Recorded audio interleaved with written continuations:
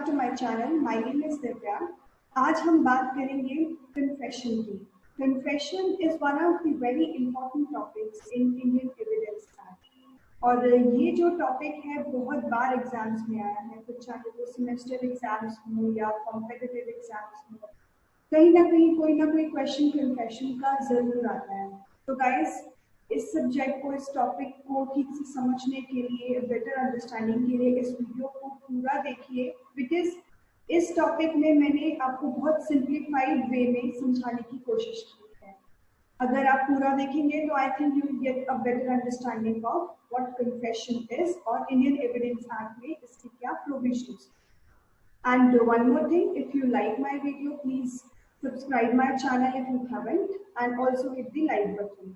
So without wasting any more time, let's get started.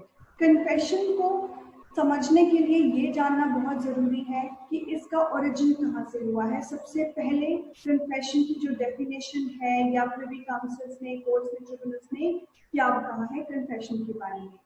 Stephen's digest of the law of evidence क्या कहता है कि confession एक admission है जो कभी भी किया जा सकता है, और जो कन्फेशन करता है वो या तो अपने क्राइम को क्लियरली एडमिट करता है या कुछ ऐसे फैक्ट्स बताता है, कुछ ऐसा सजेस्ट करता है कोर्ट को जिससे ये इन्फॉर्म किया जाता है कि उसने क्राइम किया है।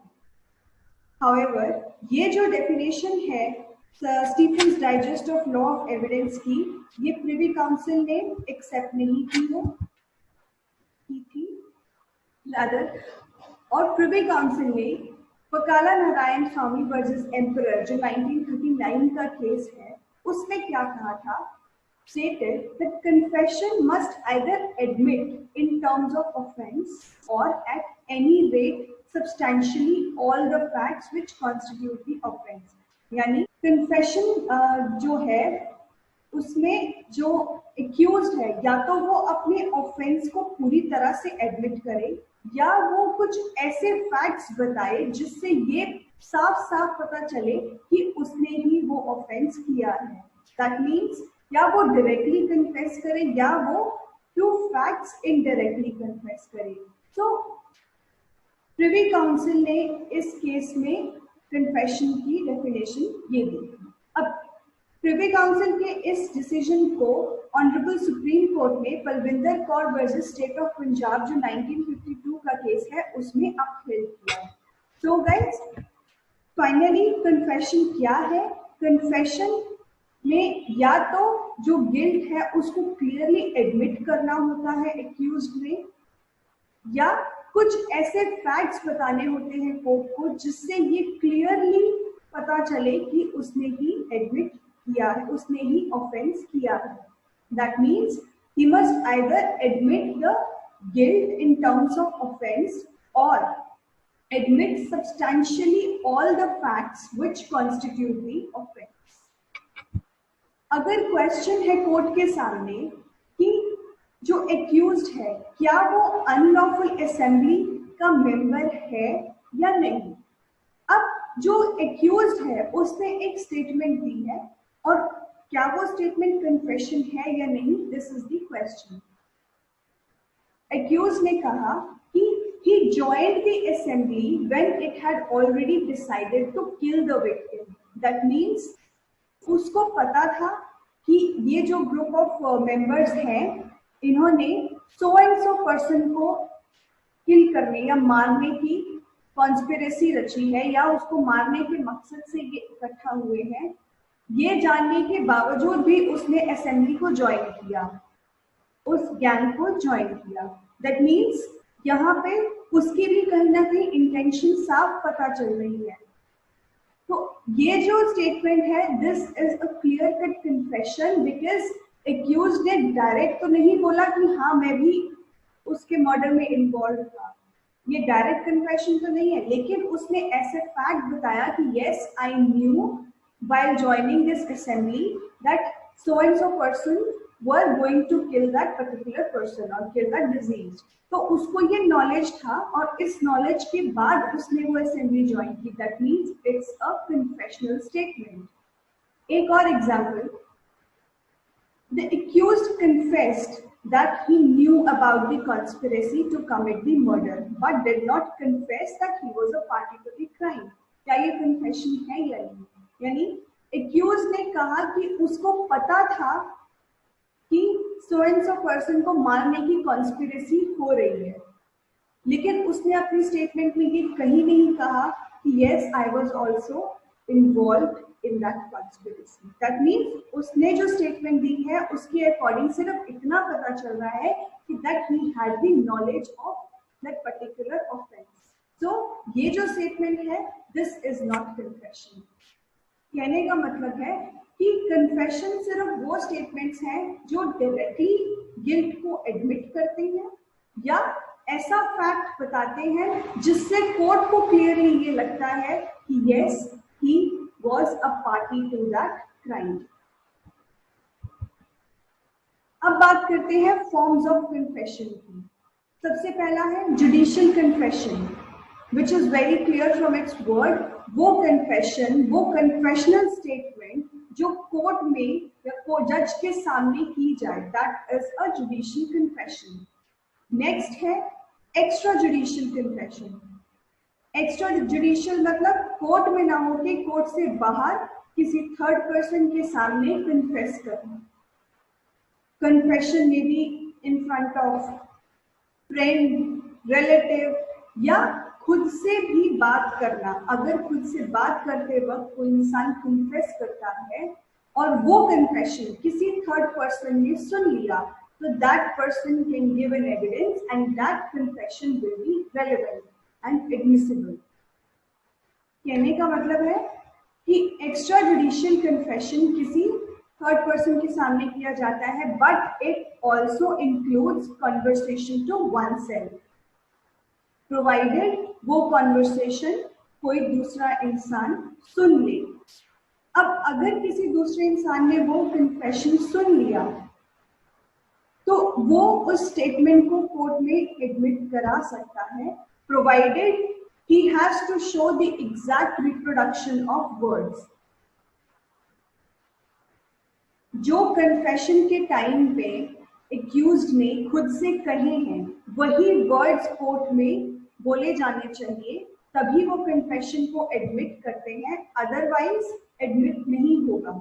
लेकिन यस थोड़ा सा वाइटल और मटेरियल डिफरेंस नहीं होना चाहिए. थोड़ा बहुत डिफरेंस अगर है वर्ड्स में तो चलता है, लेकिन बहुत वाइटल और मटेरियल डिफरेंस नहीं होना चाहिए. Extra judicial confession though is a weak piece of evidence. ये बहुत स्ट्रॉन्ग एविडेंस नहीं है, it's a weak piece of evidence. But अगर इसको और सर्कमस्टांसेस के साथ कोरोबोरेट किया जाए तो it can be an admissible confession. Another ingredient or feature of confession is the court has to either accept the statement as a whole or reject as a whole. एक particular confessional statement को break करके admit और reject court नहीं कर सकते, या उस statement को पूरा एक्सेप्ट करना होता है या उसको पूरा reject. One of the very essential features of confession is कि कन्फेशन हमेशा वॉलेंट्री होना चाहिए. वॉलेंट्री मतलब एक्यूज्ड के ऊपर किसी तरीके का कोई प्रेशर नहीं होना चाहिए कन्फेशन करते टाइम. कोई दबाव, कोई प्रेशर नहीं होना चाहिए. यानी एक्यूज्ड अगर अपनी कोई गिल्ट को कन्फेस करता है कोर्ट के सामने तो वो उसकी अपनी मर्जी, अपनी कंसेंट, अपनी विल से होना चाहिए, तभी वो जो स्टेटमेंट है एज अ कन्फेशन एडमिट होगी. अब हम बात करते हैं प्रोविजंस की कि इंडियन एविडेंस एक्ट की क्या प्रोविजंस है कन्फेशन को लेके. Section 24 very important section. Confession caused by inducement, threat और promise when irrelevant in criminal proceeding. Section 24 कुछ ऐसे पॉइंट्स बताता है, कुछ ऐसे इंस्टेंसेस बताता है जहां पर कन्फेशन टोटली इररिलेवेंट है. यानी अगर इन 4 पॉइंट्स के अंदर में कोई कन्फेशन करता है तो उसका कन्फेशन रेलेवेंट नहीं है. फर्स्ट है if the confession is made as a result of inducement, threat और प्रॉमिस. अगर किसी एक्यूज्ड को कोई इंसान किसी चीज को लेके प्रॉमिस करता है कि आई प्रॉमिस यू कि मैं तुम्हें इतना पैसा दूंगा, तुम इस क्राइम को कन्फेस करो, या उसको थ्रेट करता है कि अगर तुमने ये क्राइम कन्फेस नहीं किया, ये ऑफेंस कन्फेस नहीं किया, तो तुम्हें जान से मार देंगे, या तुम्हारी फैमिली में जिसमें भी उसका इंटरेस्ट है, उसके रिलेटिव, उसके फैमिली मेंबर्स, उनको किसी तरीके का हार्म पहुंचाएंगे, ऐसा कोई कहता है अगर एक्यूज को, और इस दबाव में आके अगर वो कन्फेस करता है तो वो टोटली इररेलेवेंट है, उसका कोई रेलेवेंस कोर्ट के सामने नहीं है। या उसको इंड्यूस करता है, उसको कुछ ऑफर करता है कि I offer you so and so thing provided you confess this crime. यानी अगर कोई कन्फेशन इंड्यूसमेंट के अंडर किया जाता है, या under the influence of threat किया जाता है, या किसी प्रॉमिस को लेकर वो कन्फेस करता है एक्यूज, तो वो कन्फेशन वैलिड या रेलेवेंट कोर्ट में नहीं है। सेकेंड इंग्रेडिएंट सेक्शन 24 का क्या है कि जो इंड्यूसमेंट, थ्रेट और प्रॉमिस एक्यूज पर हो रहा है, वो कोई person who is in authority वहां से आना चाहिए। कोई लेमैन अगर किसी को ऐसे कन्फेस करने पर मजबूर करेगा तो obviously nobody is bound to confess. यानी किसी नॉर्मल लेमैन के इन्फ्लुएंस में जनरली लोग नहीं आते। किसके इन्फ्लुएंस में आते हैं? Person who is in authority, like police official या मजिस्ट्रेट या कोई प्रोसिक्यूटर, लॉयर, या इनमें से किसी का family member. That means these are the persons who are in authority। और अगर इन persons के थ्रू कोई इंड्यूसमेंट, थ्रेट या प्रॉमिस हो रहा है तो वो कन्फेशन टोटली इररेलेवेंट है। थर्ड इंग्रेडिएंट सेक्शन 24 का क्या है कि जो इंड्यूसमेंट है या थ्रेट या प्रॉमिस किसी एक्यूज पर हो रहा है, that should be related to charge in question. यानी जो केस चल रहा है, जिस केस में जो चार्ज है, अगर वो मर्डर का चार्ज है तो उस मर्डर के रिस्पेक्ट में, या अगर वो थेफ्ट का है तो थेफ्ट के रिस्पेक्ट में, जिस पर जो चार्ज है उसी से रिलेटेड इंड्यूसमेंट, थ्रेट या प्रॉमिस होना चाहिए। कोई रैंडम किसी को कोई प्रॉमिस कर रहा है, उसके इन्फ्लुएंस में आकर अगर कन्फेस करते हैं तो that is not the point here. Section 24 कहता है कि for a confession to be irrelevant, such inducement, threat or promise must be related to charge in question. Fourth ingredient क्या है? The person should gain, यानी accused who is confessing his crime should gain some advantage or avoid any evil। यानी accused confession इसीलिए कर रहा है क्योंकि उसको कोई बहुत बड़ा एडवांटेज मिलेगा, कोई बेनिफिट मिलेगा। फॉर एग्जांपल पैसा मिलेगा, या उसको प्रॉपर्टी मिलेगी, कोई प्लॉट मिलेगा, या कुछ ऐसा, या अगर उस पर कोई कर्ज है तो वो कर्ज माफ कर देगा जो उसको इन्फ्लुएंस कर रहा है। अगर ऐसा कुछ होता है तो इसके अंडर में कन्फेशन जो करता है, that confession is totally irrelevant. So the gist of 24, section 24 is any confession which is made as a result of inducement, threat or promise।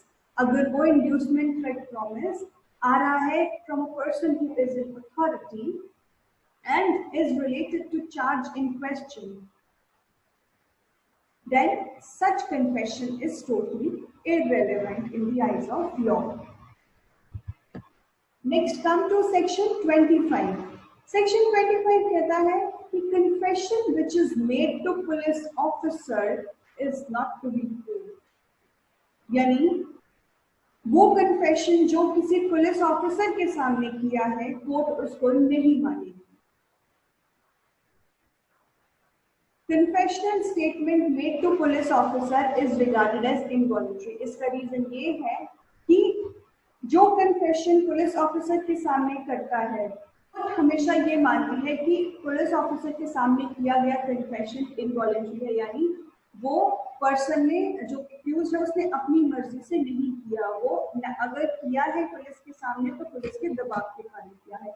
तो ये हमेशा ट्रू नहीं होता, बट ऐसा माना जाता है, और इसी रीजन की वजह से सेक्शन 25 लाइफ में आया है, जो कहता है कि कोई भी कन्फेशन पुलिस ऑफिसर के सामने अगर किया है तो वो कन्फेशन प्रूव नहीं हो सकता और वो रेलेवेंट नहीं है। द कैच हियर इज कि सेक्शन 25 में आने के लिए जो स्टेटमेंट है, वो जो कन्फेशन है वो एक कन्फेशन ही होना चाहिए, एडमिशन नहीं। एडमिशन और कन्फेशन में बहुत डिफरेंस है, और ये जो डिफरेंस है ये आई श्योर मैं आपको नेक्स्ट अपनी वीडियो में बहुत अच्छे से क्लियर करूंगी कि what is the difference between admission and confession. But for the time being अभी के लिए, पुलिस के सामने जो स्टेटमेंट बोलता है एक्यूज्ड, अगर वो एडमिशन है, कन्फेशन नहीं है। कन्फेशन हमेशा गिल्ट का होता है, अपने ऑफेंस का होता है कि यस आई एम गिल्टी, और जो एडमिशन है वो किसी फैक्ट को लेकर होता है। जो कन्फेशन पुलिस के सामने किया गया है as per 25 section not relevant, but अगर वो एडमिशन है यानी गिल्ट को नहीं कन्फेस कर रहा, कोई फैक्ट को वो एडमिट कर रहा है, तो that is very much relevant. What I mean by this is कि any statement which is made to police officer is admissible if it is an admission of a particular fact, but it is not admissible if it's a confession relating to the crime. इसका example है, accused ने या rather ए ने police officer को, police constable या police officer को या inspector को ये कहा कि I have witnessed this murder. Murder का ट्रायल चल रहा है एंड पर्सन सेड कि मैंने ये मर्डर होते हुए देखा। तो this fact is very much admissible, because यहाँ पर ये जो स्टेटमेंट है, this is not a confession, this is an admission. और section 25 talks about only confession. यहाँ पर एडमिशन, ये जो सेंटेंस है एडमिशन, और ये एडमिशन वेरी मच रेलेवेंट है कोर्ट में। बट अगर वो इंसान कहता पुलिस को, पुलिस ऑफिशियल को कि I have murdered this person, ये मर्डर मैंने किया, तो ये जो स्टेटमेंट है ये कन्फेशन है, it's a clear cut confession, ये एडमिसिबल नहीं है कोर्ट में। अब बात करते हैं कन्फेशनल एफआईआर की। कन्फेशनल एफआईआर किस हद तक या कैसे एडमिसिबल है कोर्ट में? इंडियन लॉ कहता है only that part of FIR is admissible which is non confessional. FIR का सिर्फ उतना ही पोर्शन एडमिसिबल होगा जो कन्फेशन नहीं है, और जो कन्फेशन है वो एडमिसिबल नहीं होगा। रीजन भी कि जो एफआईआर है that is a statement, written statement given to the police, और पुलिस के सामने कन्फेशन अंडर सेक्शन 25 एडमिसिबल नहीं है। इसीलिए एफआईआर का कन्फेशनल पार्ट एडमिसिबल नहीं होता, ओनली नॉन कन्फेशनल पार्ट ही एडमिसिबल होता है। बट इंग्लिश लॉ का सिनेरियो थोड़ा सा डिफरेंट है। यहाँ पर इंग्लिश लॉ क्या कहता है, it does not discredit confession to police, मतलब एज अ रूल नहीं है वहां पर कि पुलिस को दिया गया जो कन्फेशन है वो एडमिसिबल नहीं है। That is not a rule, that depends on the जज और the discretionary power of the जज। अगर जज को लगता है कि जो स्टेटमेंट पुलिस को दी है, जो कन्फेशन पुलिस के सामने किया है, अगर वो वॉलेंटरी है, फ्री है और बिना किसी इंड्यूसमेंट के अंदर किया है, तो वो एडमिशन वहां पर हो जाता है।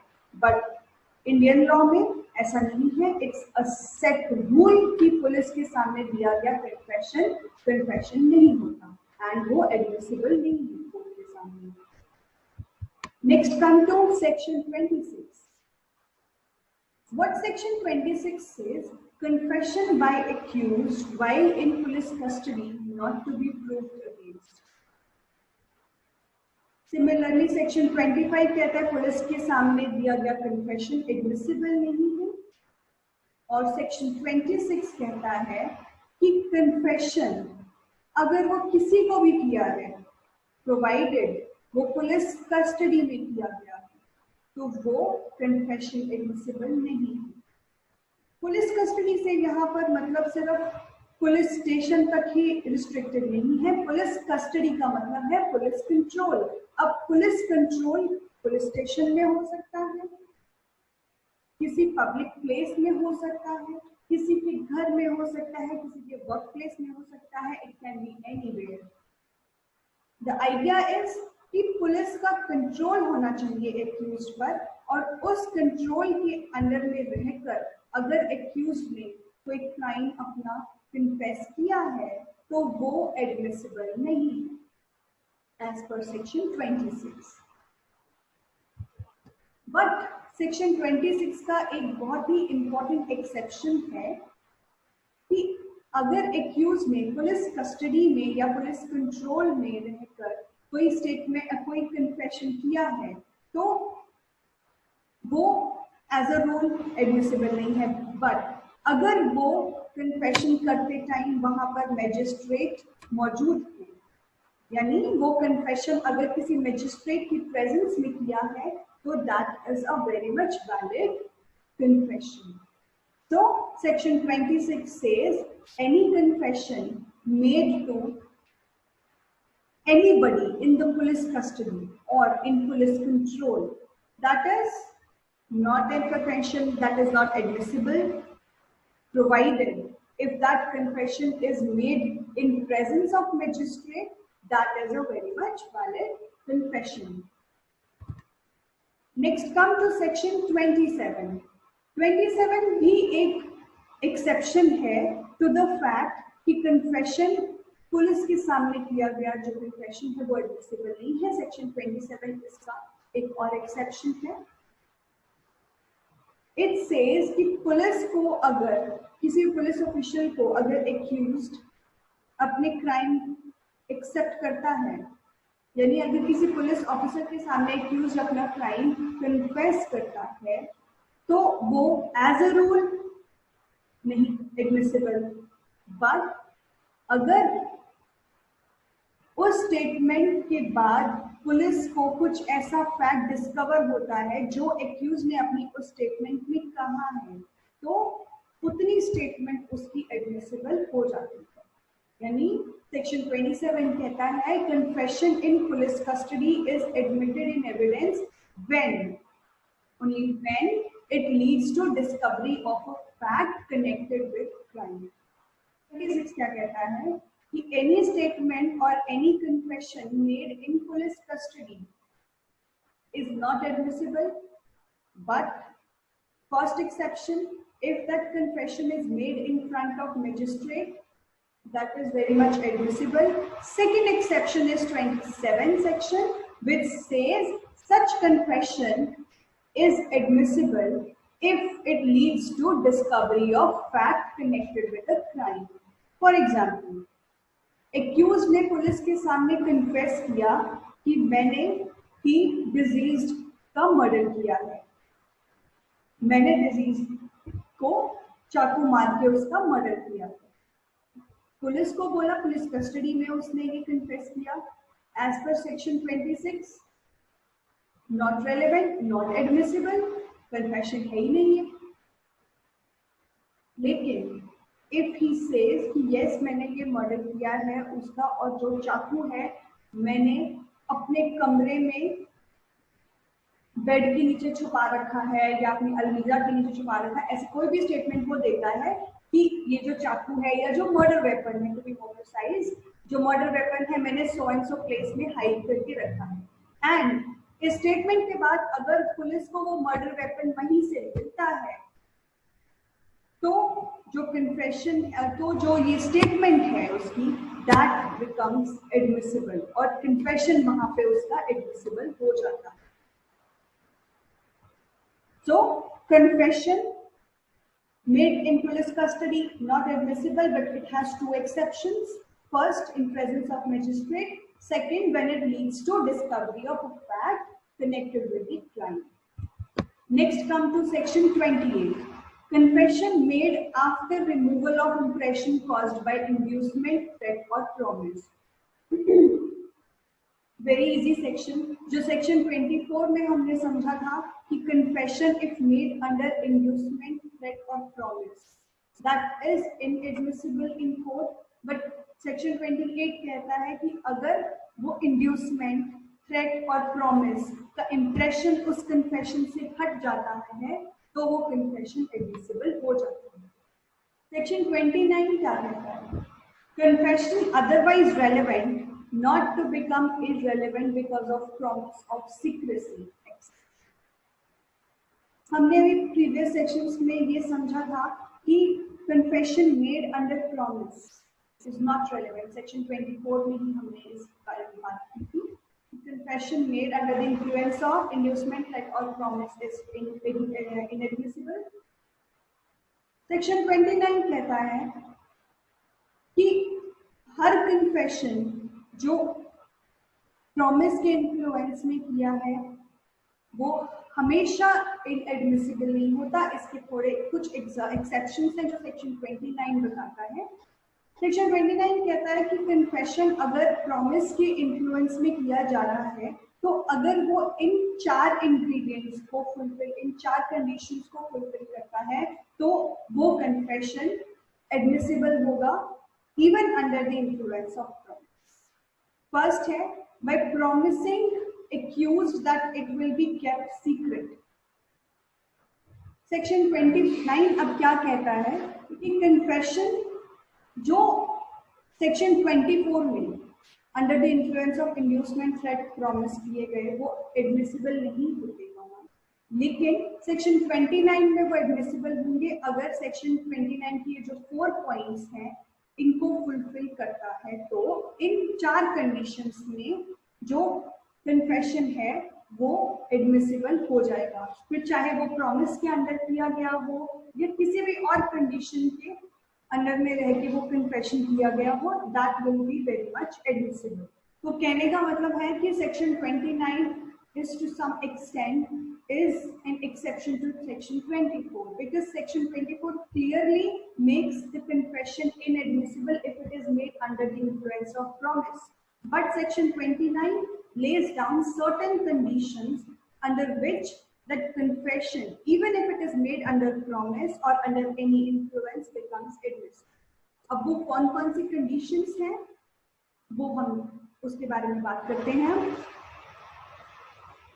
फर्स्ट है by promising the accused that it will be kept secret। अब यहाँ पर प्रॉमिस जो है वो प्रॉमिस accused को कुछ देने का नहीं है कि I promise that I'll give you so and so thing if you confess this crime, or promise to give him money अगर वो क्राइम को एक्सेप्ट कर ले या गिल्ट को अपने एक्सेप्ट कर ले। तो ये प्रॉमिस उसको कुछ देने का नहीं है, उसको कुछ एडवांटेज देने का नहीं है कि जिसके अंडर में आकर वो, जिसके इन्फ्लुएंस में आके वो एक्सेप्ट कर लेगा अपना जुर्म। ये प्रॉमिस है कि उसके गिल्ट को सीक्रेट रखा जाएगा अगर वो अपना गिल्ट या अपना ऑफेंस कन्फेस करे। फॉर एग्जाम्पल, अगर मैजिस्ट्रेट एक्यूज्ड को कहते हैं कि आई प्रॉमिस कि तुम्हारा जो ये कन्फेशन होगा, यानी तुम्हारा अगर तुम कुछ कन्फेस करते हो तुम्हारी स्टेटमेंट सीक्रेट रखी जाएगी, और इस बात को लेकर एक्यूज्ड कन्फेस करता है अपना गिल्ट, तो जो उसका कन्फेशन है वो बिल्कुल एडमिसिबल है under section 29। Similarly, by practising deception in order to obtain confession, इसका क्या मतलब है? इसका ये मतलब है कि अगर छोटा मोटा डिसेप्शन या छोटा मोटा फ्रॉड या धोखा करके एक्यूज्ड से उसका गिल्ट उगलवा सकते हैं, तो ऐसा अगर होता है तो उस केस में भी जो उसका कन्फेशन है वो बिल्कुल रेलेवेंट है। फॉर एग्जाम्पल, एक्यूज्ड जो है he is charged for fraud, और पुलिस ने वही उसकी टैक्टिक्स को अपना के उसके साथ ही फ्रॉड करके उससे उगलवा लिया that he has committed fraud or that he has committed so and so offense। तो यहाँ पर कुछ गलत नहीं है, that is very much allowed under section 29। और अगर इस डिसेप्शन में आकर, इस धोखे में आकर एक्यूज अपना गिल्ट एक्सेप्ट करता है, कन्फेस करता है, तो वो एक एडमिसिबल कन्फेशन माना जाता है। That is very much relevant. Third condition क्या है? When accused was drunk. अगर एक्यूज्ड ने if accused is under the influence of alcohol, या वो इंटॉक्सिकेटेड है, उस स्टेट में अगर वो कोई गिल्ट कन्फेस करता है तो दैट इज एडमिसिबल। और उसको उसका जो गिल्ट है वो कन्फेस कराने के लिए अगर बहुत सारा अल्कोहल उसको पिलाया जाता है, उसको इंटॉक्सिकेट किया जाता है, only with the purpose of making him confess his guilt, और उसके बाद अगर वो कन्फेशन करता है, तो ये जो कन्फेशन है ये भी एडमिसिबल है अंडर सेक्शन 29। फोर्थ कंडीशन क्या है? In answer two questions which he need not have answered. हम आगे अभी एविडेंस एक्ट में और पढ़ेंगे कि एक प्रोसीजर होता है जहां पर स्टेटमेंट देने से पहले a person has to be warned कि ये जो क्वेश्चंस आपसे पूछे जा रहे हैं आपको इनके आंसर देने की जरूरत नहीं है। अगर आप देते हो तो भी ठीक है, नहीं देता तो भी आप में कोई कंपल्शन नहीं है, कोई प्रेशर नहीं है। तो ये एक प्रोसीजर है जिसके बारे में हम आने वाली वीडियोस में और अच्छे से समझेंगे।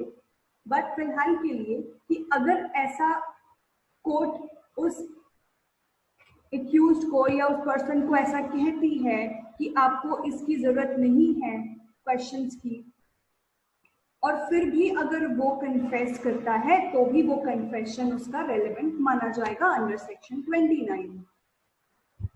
Next is section 30। सेक्शन 30 क्या कहता है?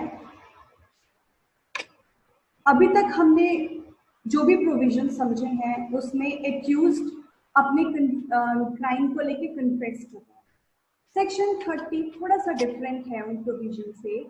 इसमें बात हो रही है दो या दो से ज्यादा एक्यूज्ड की। जिस केस में 2 और more than 2 accused persons are present, उस केस में कन्फेशन कौन और कैसे कर सकता है?